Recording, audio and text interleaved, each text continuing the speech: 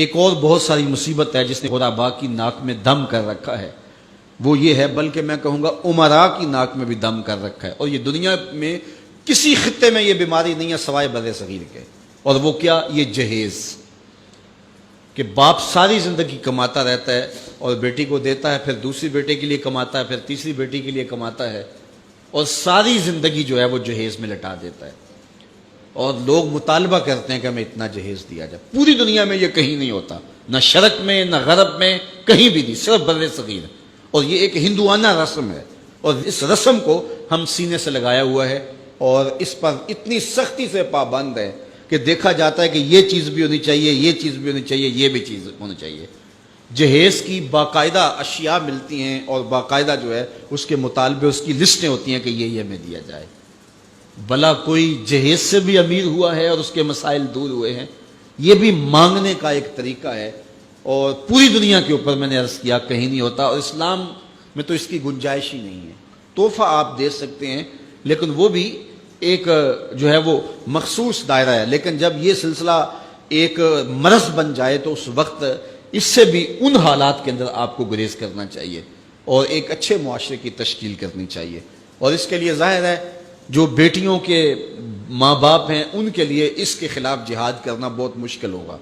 مشکل اس لیے ہوگا کہ لوگ کہیں گے یہ دینے کے لیے کہہ رہے ہیں، اور بیٹے والے جب مطالبہ کریں گے، بیٹی کو ایسے کوئی قبول نہیں کرتا، تو اگر کوئی جہیز کے بغیر بیٹی کا نکاح کرنا چاہے تو کون قبول کرے گا؟ اس کے لیے سب سے اہم ذمہ داری جو ہے وہ بیٹوں والوں کی ہے کہ وہ عزم کریں۔ میں نوجوانوں سے بھی مخاطب ہوں کہ وہ عزم کریں کہ ہم جب بھی مانگیں گے پیشانی سجدے میں رکھ کے اللہ سے مانگیں گے، اور ہم اپنے ہاتھوں پر اللہ کی دی ہوئی طاقت پہ بھروسہ کریں گے، خود کمائیں گے، سنگ لاکھ چٹانوں سے بھی اپنی ضرورت کو نکالیں گے، کسی غریب کی بیٹی سے یا امیر کی بیٹی سے جہیز نہیں مانگیں گے۔ جس نے بیٹی دے دی اس نے کیا باقی رکھا ہے؟ تو اس کے خلاف جو ہے وہ عملی طور پہ ہمیں اٹھ کے کھڑا ہونا چاہیے، ممبر و محراب سے بھی آواز ہونی چاہیے۔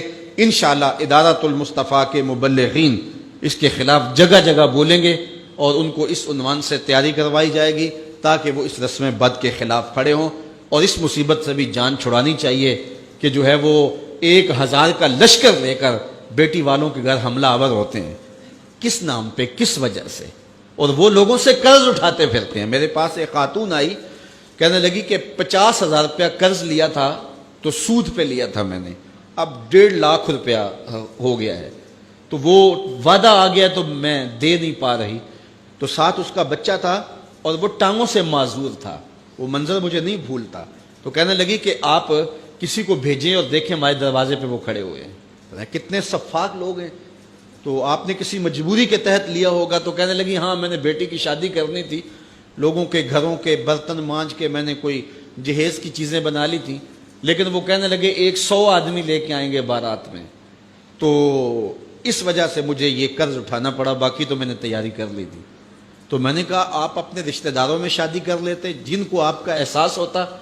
تو اس نے مجھے کہا کہ جو بارات لے کے آیا وہ میرا سکا بھائی تھا، سکا بھائی اپنی اس بہن کے گھر اپنے بیٹے کو بیانے آ رہا ہے جس کا شوہر گھر کے برتن بھی بیچ کے نشہ کر لیتا ہے، اور وہ لوگوں کے گھروں کے برتن مانج رہی ہے، اور وہ بھی کہہ رہا ہے میں 100 کا لشکر لے کے حملہ آور ہونا ہے۔ اسے نہ شرم آئی نہ حیا آیا، اور اس نے لوگوں کے جو ہے وہ برتن مانج کر کے جہیز بنایا، پھر سود پر رقم اٹھائی، اور پھر اس نے ان کی 100 کے لشکر کی دعوت کی، اور وہ سمجھتا ہوگا کہ میں اپنی عزت بنا لی ہے۔ اور میاں تو 3 بندے لے کے آ جاتا اور کہتا کہ ہم کھانا کھا کے آئیں گے، آپ کے گھر سے چائے پیئیں گے، عرش کا رب اتنا راضی ہوتا کہ تجھے اتنا نوازتا کہ تجھے کوئی کمی باقی نہ رہتی۔ لیکن غریب بھی غریب پہ ظلم کر رہا ہے، امیر بھی امیر پہ ظلم کر رہا ہے، تو یہ رسمیں ختم ہونی چاہیے، اور اس کے لیے ممبر و محراب سے بھرپور آواز اٹھنی چاہیے، اور پاکستان میں بھی اس کی قانون سازی ہونی چاہیے۔ لیکن ہم اپنے حصے کا کام کریں۔ وہ کیا کسی نے کہا تھا، شکوائے ظلمت شب سے تو کہیں بہتر تھا کہ اپنے حصے کی کوئی شمع جلاتے جاتے۔